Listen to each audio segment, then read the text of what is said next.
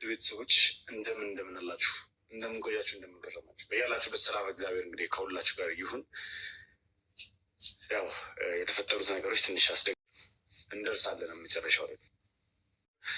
እኔም እንግዲህ ባገኘሁት መረጃና ማስረጃ መሰረት ከእሱ ጋር እንወያያለን። ምክንያቱም ግራ የምናደርገውን ቆይታ የምናደርገውን ውይይት በጥሞና በተረጋጋ መንፈስ ሁላችሁም ቁጭ ብላችሁ እንድትከታተሉኝ እፈልጋለሁ። አዲስ ናችሁ ያላችሁ ይህንን ቻናል ሰብስክራይብ ማድረጋችሁን አትርሱ። ቤተሰብ መሆናችሁን መቀላቀላችሁን አትርሱ። እኛን ማበረታታችሁን አትርሱ። እንዲሁም ሀሳብ አስተያየታችሁን ኮሜንት ላይ ጻፉልኝ። ቪዲዮን ደግሞ ላይክ፣ ሼር እያደረጋችሁ ለብዙ አድርሱልኝ ፕሊዝ። ሰላም ጤና ይስጥልኝ። ውድና የተከበራችሁ ውድ የሆናችሁ የኔ ቤተሰቦች እንዴት ናችሁ? ሰላም ናችሁ? ሰላማችሁ በያላችሁበት ዳርቻ ሰላም ፍቅር እየተመኘሁላችሁ ዛሬ እየላችሁ መጣሁ። ትንሽ እስካሁኑ የዛሬው ትንሽ ለየት ያለ ስትሰሙት ራሱ ትንሽ እንደዚህም ነገር አለ ወይ የምትሉበት ነገር ነው እየላችሁ የመጣሁት። እንግዲህ ዛሬ አቤል ነበረ። ይህን ነገር እንግዲህ ልዑልን እያገዙት ነው ያሉት። ኦልሬዲ ያው እነሱ መናገር እንትን ምናምን ስለማይፈልጉ ግን በዛም አለ በዛም እያገዙት ነው ያሉት እነ ዘላለም እነሱ እና ዛሬ በጣም አቤል እና ልዑል ያመጡት ጉድ ስትሰሙት ራሱ ትንሽ እኔ አላቅም። እውነት በጣም የሚከብድ ነገር ነው ማለት ወንድማችሁ የአባታችሁ ልጅ በዚህ ልክ ልዑል አባቱን እንዳያውቅ የፈለጉበት ዋነኛው ምክንያታቸው ምን እንደሆነ ልዑል ራሱ ሲሰማ እጅግ በጣም ያዘነው። አንደኛ ነገር ልዑል እግዚአብሔር ይመስገን ስራ አለው፣ ይሰራል። ይህን ያክልም የችግር የገንዘብ ችግሮት ወይም ከአባቱ የሚፈልገው ነገር ኑሮ አይደለም። ግን ደግሞ በሱ ዙሪያ ያሉት የሱ ወንድሞች የልዑል ወንድሞች ማለት ነው ልዑልና አባታቸው እንዳያውቅ ወይም ከልዑል አባቱ ጋር እንዳይገናኝ ዋነኛውን እንትን የሰሩት እንግዲህ እነዚህ ሶስት ናቸው። ሁለት ወንድሞች ትልልቅ ናቸው፣ ዝም ብለው ትንሽ እንዳይመስላችሁ እና ደግሞ አይናቸው ኧረ እኔ አንዳንድ ጊዜ ግን ሰው ገንዘብ ለምንድን ነው ከሰው ልጅ ይልቅ ገንዘብ የሚያስበልጠው? ሰው በዚህ ልክ እንዴት እንትን ይላል? የሆነ አንዳንዴ ቆም ብለን ማሰብ እንኳን የማንችል ሰዎች ናቸው እነዚህ ልጆች። አሁን የልጆች እያልኩ ላውራችሁ ወንድሞቹ ናቸው ግን ልዑል ጋር እንዳይገናኝ የፈለጉበት ዋነኛው ምክንያት የአባታቸውን ንብረት ወይም ውርስ እንዳይካፈላቸው ብቻ በማድረግ አባታቸው ላይ የገዛ አባታቸው ላይ ራሱ ጫና እንደሚያደርጉበት ነው። እንግዲህ ሰው በዛ አካባቢ ያሉ ሰዎች ፍለጋም ሊወጣ ሲል የሆነ ነገር ልዑልን እንትን ለማለት እንትን ሲል እነዚህ ልጆች ግን ሁለታቸው እንዲገናኙ አይፈልጉም። እሱ ከመጣ እነሱ የሚያስቡት ምንድን ነው? ልዑል ወንድሜ ወይም አባቴ ብሎ ከሄደ ንብረት እንደሚካፈላቸው ምናምን አስበው እንደዚህ አይነት ነገር ይህ ሁሉ አመት እንትን ያሏቸው ጥላቶቹ የገዛ ወንድሞቹ ናቸው። አሁን ላይ እንደሚሰማው ከሆነ የገዛ ወንድሞቹ ናቸው እንዳይገናኝ ያደረጉት እና አሁን ላይ እናቱ ጋር መፍረድ ወይም አጎቱ ጋር ምናምን አይደለም። ትልቁ የራሱ ጠላት የገዛ ወንድሞቹ የልዑል ወንድም አይባሉም እነዚህ ባዳ ይሻላል። የእውነት ከሱ ጎን እኮ የቆሙት ባዳዎቹ ናቸው። አንዳንዴ መወለድ ቋንቋ ነው የሚባለው በትክክል እንደዚህ አይነት ወንድም ባይወለድ ወንድሜን ብለሽ ልትጠሪው ራሱ የምታፍሪበት ስሙን ስትጠሪ ራሱ የሚያሳፍር። እኔ 9ኛው ሺህ ነው ምንድን ነው ስንተኛው? የእውነት ምን አይነት ጊዜ ነው የደረስነው? አሁን ላይ ግን ሰው እንዴት ነው ገንዘብ እንዳይካፈለኝ ብቻ በማለት ሰውን ለማራቅ የገዛ አባታቸውን እንኳን አፍነው እንዳይናገር ልጁን ፍለጋ እንዳይወጣ ጫና እያደረጉበት በአባታቸው ላይ እንግዲህ እኔ አላቅም። ይህን እንደዚህ ሳወራችሁ ትንሽ ለእናንተ ለእኛ ለተመልካች ቀላል ሊሆን ይችላል። ልዑል ግን በሲሰማ ይሄን ነገር ምን አይነት ስሜቱ እንደሚጎዳ ታውቃላችሁ። እና በጣም ብዙ ነገሮች አሉ አሁን ላይ። ከነገራችን ላይ ይሄ ነገር በደንብ እየተጣራ ሲመጣ ከጀርባ ያሉት ጉድ በጣም ብዙ ጉድ ነው ያለው። ስለ አባትየው ላይ በጣም ብዙ ሰዎች ጫና እንደሚያበዙበት በፍጹም ልዑልና አባቱ እንዲገናኝ የማይፈልጉ ሰዎች በጣም ብዙ ሰዎች ናቸው። እነዚህ ዛሬ ስለገዛ ወንድሞቹ ተወራ እንጂ ገና ብዙ ጉድ አለ። የአካባቢ ሰው አሁን ላይ እንደሚያወራልን አቤል እንደሚለው ከሆነ ያሳዝናሉ። በቃ አባቱ ራሱ በጣም ያሳዝናሉ። በምን አይነት ጭንቀት በምን አይነት እንትን እንደነበሩ ማለት ነው። እና ያሳለፉት ነገር በጣም እንትን ነው አለ።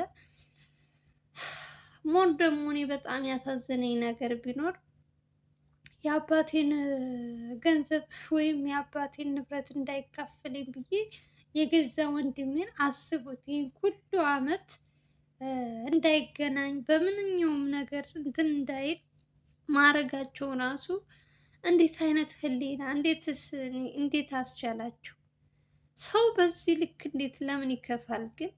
ምን አይነት እኔ አላቅም። አሁን ላይ የደረስንበት ዘመኑ ነው ጊዜው ነው እኔ አላቅም። ጊዜው ሳይሆን ሰው ነው የከፋው። ሰው ገንዘብ ብቻ ነው የሚያሳድደው እንጂ የሰው ልጅ በፍጹም ስላንቺ እንዲች ብሎ የሚያስብልሽ ነገር የለም። እና ሆን ብሎ አንዳንዴ የምታስቡትን እንደ ህልም አንዳንዴ ህልም ይሆንባችኋል። በቃ ይሄ ነገር ህልም ነው ነው እስከምትሉ ድረስ ስትሰሙት የሚከብድ የሰው ልጅ በዚህ ልክ ደግሞ ሲከፋባችሁ መጨረሻችን እኔ አላቅም። የሆነት መድኃኒዓለም እሱ የሆነው ብቻ ልውል ምን አይነት ችግር ውስጥ እንዳስገቡት በአሁኑ ሰዓት ላይ የሚሰማውን ሳይሰማ እኮ እስካሁን እኮ ሰላም ነበር። ልጁ ስራውን እየሰራ ነበር።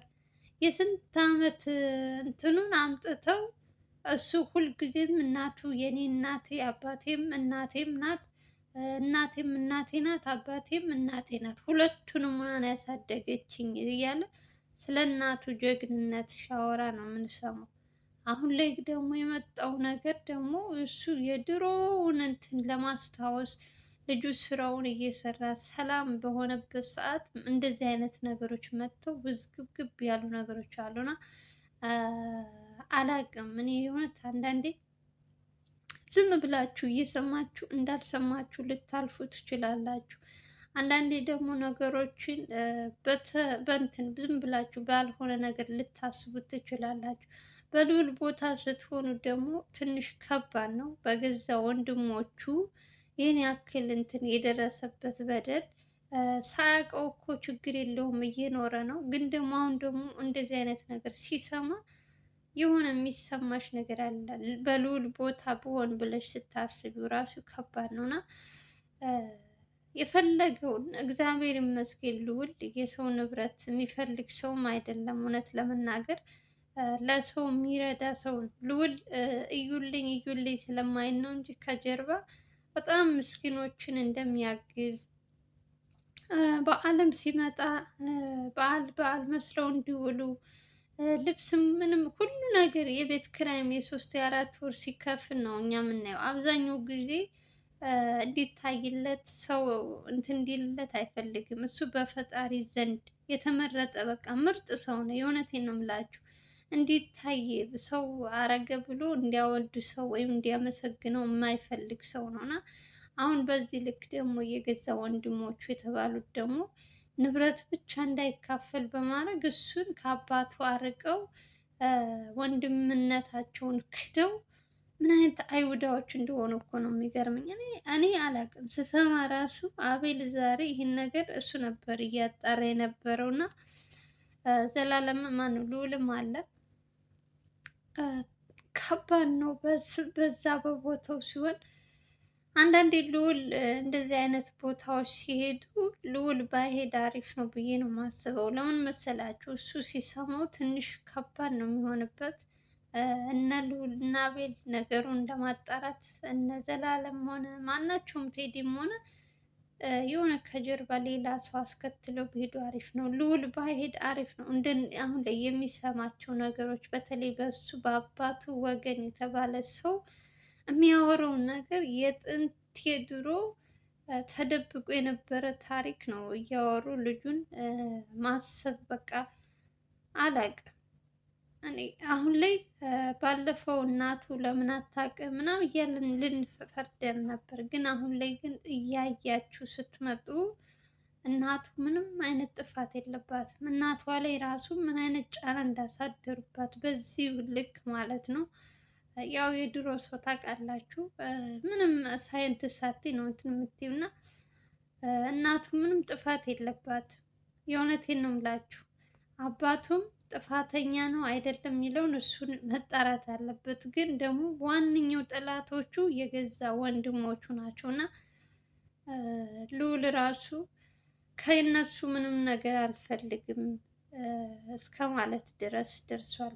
0.5 ሳንቲም ስለ አባቴ ንብረት ስለምን የሚባል ነገር አልፈልግም፣ እኔ ሰው አለው መባል ብቻ ነው የምፈልገው ነው ያለው።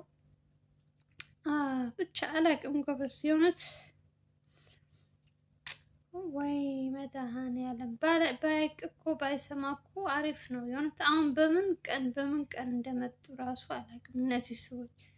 እስካሁን ድረስ የት እንደነበሩም ባላቅም አሁን መጥቶ በስከ መጨረሻ ሰዓት ዓለም ታሪክ እየሰሩ ነውና ብዙ ነገር እንሰማለን። እኛ እድሜ ጤና አይስጠን።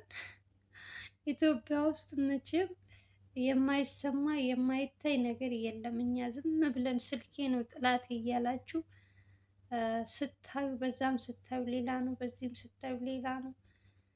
አላቅም፣ ከባድ ነው ጎበዞች። ብቻ እግዚአብሔር መጨረሻውን ያሳምረው። በግራም በቀኝም ፈጣሪ ይጠብቀው ልዑላችን።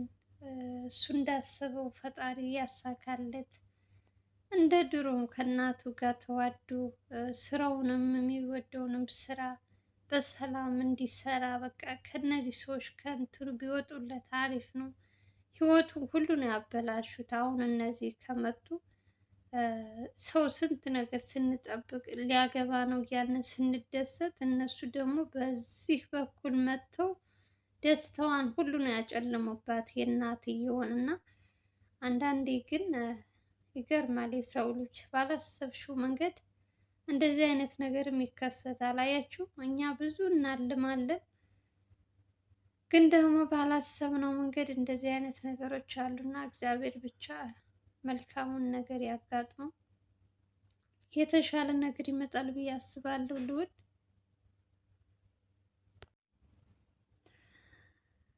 ጉድ ነው፣ የጉድ ቀን አይመሽም አለች ሴትዮ።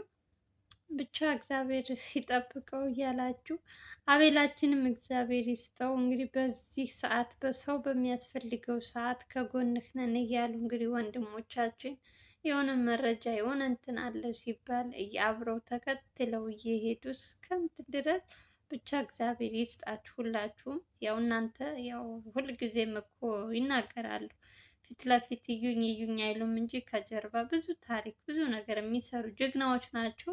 አሁንም ቢሆን እንግዲህ ልዑላችን ሰው በሚያስፈልገው ሰዓት እንግዲህ እያገዙት ያሉት ጀግኖቻችን ወንድሞቻችን እድሜ ይስጣችሁ እያላችሁ እንግዲህ እስኪ እነ ልዑልን እነ ማን ነው አቤልን አመስግኑልን። እንግዲህ በኮሜንት ስር ሁላችሁም የእውነት ለምርጥ ሰው ምርጥ ይገባዋል። መልካም ለሚሰሩ ወገኖቻችን ማገዝ አለብን። እኛ ደግሞ በተቻለን አቅም በሚለቁት ቪዲዮ ላይክ ሼር እያደረግን ማበረታታት የኛ ስራ ነው ማለት ነው። ምንም የሚቆጥርብን ነገር የለም። ላይክ እና ሼር እያደረግን እናበረታታቸው። እነሱ እንግዲህ ብዙ ነገሮች በዚህ ትንሽ ቀን እንኳን ያልሰማነው ነገር ስለ ልዑል ታሪክ በአባቱ ዙሪያ በጣም ብዙ ነገር እየሰማን ነው። ገና ብዙ ነገር ትሰማላችሁ፣ እድሜ ይስጣችሁ እንጂ ይሄ ትንሽ ጫፍ ጫፉ ነው። ገና ውስጡ ደግሞ ሲመጣ ስንት ጉድ እንደምሰሙ እንግዲህ ታያላችሁ። ብቻ እግዚአብሔር ይጠብቀው ልዑል፣ ምንም ነገር አያጋጥመው። የእውነት እኔ የምፈራለት ለልዑል ነው። ሌላው ሌላ ነው። ልዑል የሚሰማቸው ነገሮች በእኔ ላይ ምን አይነት ሴራ እንደተሰራብኝ እያለ ሀሳቡን ስራውን እንዳይሰራ እንዳያደርጉት እንጂ ሌላው እንኳን የሚወራው ወሬ ለአንድ ሳምንት ነው ተናፍሶ ይቀራል። ብቻ እስኪ የእውነቴን ነው የምላችሁ እንደ ዛሬ ተናድጄ አላውቅም። በገዛ ወንድምሽ ላይ በዚህ ልክ መነሳት ገንዘብ እንዳይካፈለኝ ብቻ በሚለው ከቤተሰብ ማራቅ ምን አይነት ህሊና ምን አይነት እንትን ቢኖራቸው እንደሆነ አላውቅም። የእውነት አንዳንዴ እንደው ድሃ ልንሆን እንችላለን። በተለይ ወደ ገጠር አካባቢ አብዛኛው መሬት ነዋ። ትንሽም ትሆን ለምን ተካፍሎ አብረው እንትን አይሉ። እነዚህ ደግሞ ስግብግብ ባይሆኑ በዚህ ልክ የገዛ ወንድማቸውን መግፋት፣ አባቱን እንዳያውቃ ብቻውን እንዲያድግ ያደረጉት ሰዎች የእውነቴን ነው መቀጣት አለባቸው። እንደዚህ ወንድሜ ነው እህቴ ነው አክስቴ ነው ተብሎ የሚተው ነገር አይደለም። እያንዳንዱ ነገሮች ከተጣራ በኋላ መታሰር ካለበትም ይታሰራል። ብቻ እስከዛ ድረስ ተመልካቾች እንግዲህ እውነቱን እያጣራ ልዑል ከልዑል ጎን ያሉትን ወንድሞቻችን እግዚአብሔር ይስጣችሁ እያላችሁ እንድታመሰግኑልኝ እፈልጋለሁ። ነገ ደግሞ ከነገ ወዲያ ቀጥሎ ምን እንደሚፈጠር እንግዲህ አይታወቅም። ስለዚህ ማየት ነው ብቻ። እግዚአብሔር ይጠብቀው።